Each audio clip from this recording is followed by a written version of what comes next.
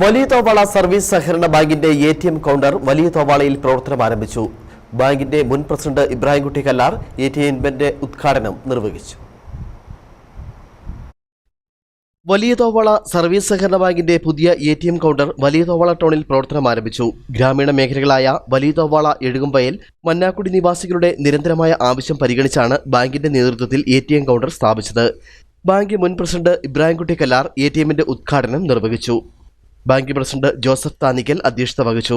Block panchayat അംഗം Babychan ചിന്താർമണി, bank മുൻ president G Muraleedharan, ഗ്രാമപഞ്ചായത്ത് അംഗങ്ങളായ Ruby Joseph, CS Yashodharan, Sundarapandi, mini Sebastian, bank director board അംഗങ്ങളായ ഗോപാലകൃഷ്ണൻ നിലയ്ക്കൽ, ടോമി കരിയിലക്കുളം, ഷാജി മരുതോലിൽ, ജോസുകുട്ടി താഴ്ത്തുവീട്ടിൽ, ബിനോയ് ചിന്താർമണിയിൽ, ഗോപി ഉളാനിയിൽ, ബാങ്ക് സെക്രട്ടറി നജീബ് തുടങ്ങിയവർ സംസാരിച്ചു.